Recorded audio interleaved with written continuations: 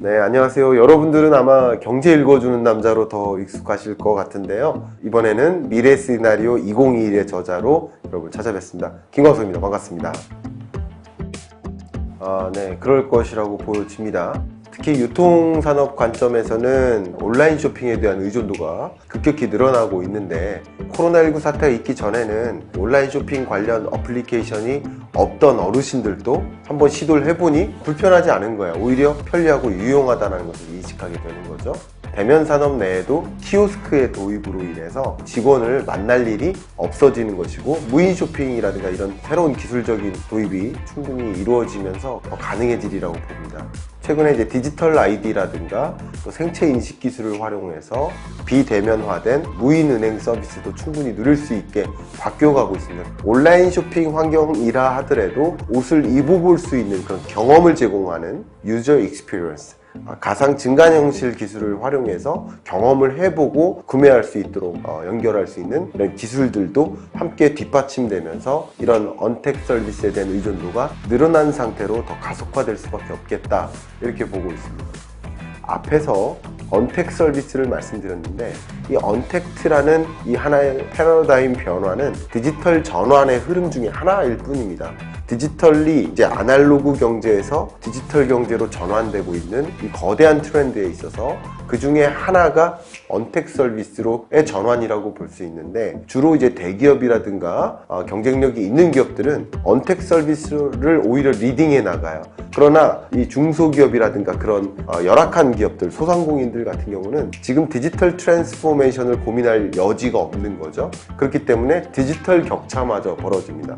이런 걸 바로 디지털 갭이라고 표현할 수 있는데, 기존의 어떤 양극화 현상에 더불어서 디지털이 리딩하는 기업들과 그렇지 않은 기업들 간의 격차마저 벌어지면서 양극화 이슈가 더 커질 수밖에 없지 않을까, 이런 생각을 해봅니다. 지금으로서는 코로나19 사태가 상반기에 정점을 찍고 2020년 하반기에는 완화될 것이다 라는 전제하에서 모든 것을 말씀드리도록 하겠습니다.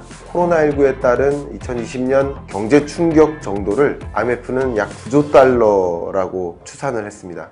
우리 한국 돈으로 치면 거의 1경이 넘습니다. 이게 세계 GDP 순으로 1위가 미국이고 2위가 중국인데 3위와 4위국이 일본과 독일입니다. 일본과 독일의 한 해 GDP를 합하면 9조 달러가 안 됩니다. 코로나19에 따른 그 경제 충격은 일본과 독일이 한 해 동안 벌어들인 모든 부가가치의 합을 사라지게 만드는 그런 수준의 경제 충격이다, 이렇게 보고 있어요. 실제 2020년 경제 성장률을 마이너스 3.0%로 봤는데 우리 생애에 단 한 번도 경험하지 못했던 숫자예요. 그만큼 2020년의 경제 충격은 굉장히 대단한 것이다. 2021년은 어쨌든 저점을 찍고 반등하는 해라고 볼 수 있어요. 반등을 하지만 그 숫자적인 의미는 크게 없어진다라는 것을 강조하고 싶어요. 왜 그러냐면, 농부가 농사를 짓는데 매년 100kg의 쌀을 생산했어요. 그러다가 올해 들어 농사가 망해가지고 20kg밖에 생산을 못했어요. 그리고 그 다음 해에 만약에 50kg을 생산을 했다면 여전히 평년보다 훨씬 못한 수준임에도 불구하고 올해보다는 크게 늘어나는 거죠. 바로 그게 2021년의 모습이다. 기본적으로 국제유가 하락의 충격은 가장 큰 경제 이슈는 디플레이션 우려라고 볼 수 있겠습니다. 19년부터 나름 디플레이션 우려되는 거 아니야 하는 그런 목소들이 커지고 있었는데, 물가 상승률이 회복되는 듯 하다가 코로나19 사태로 다시 한번 큰 충격을 받고 디플레이션이 정말 크게 우려되는 상황이 연출되고 있다. 코로나19 사태가 2020년 내에 종식이 된다면 디플레이션으로 전개될 가능성은 상대적으로 떨어질 수 있습니다. 마이너스 물가 상승률이 12개월 이상 지속되기가 그렇게 어려운 일입니다.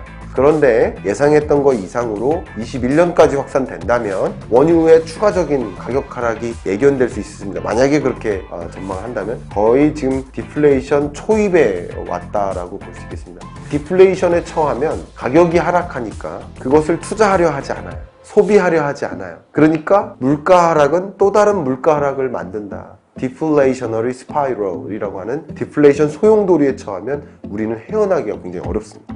그런 현상 자체를 일본의 잃어버린 20년에 비유를 하고 있는 거예요. 더 중요한 것은 코로나19 사태의 충격을 극복하기 위해서 적극적인 양적 완화적인 통화 정책을 가져가고 있는데, 물가가 저물가면 금리를 내려서 정상적인 물가 2%에 해당하는 목표 물가로 만들 수가 있어요. 근데 금리가 이미 다 내려간 상태니까 적정한 물가로 올리기 위한 카드가 없는 거예요. 그렇기 때문에 지금은 디플레이션 상황이라는 최악의 상황을 가정하고 경제 정책을 꾸려나가야 되지 않을까 하는 생각을 하고 있습니다.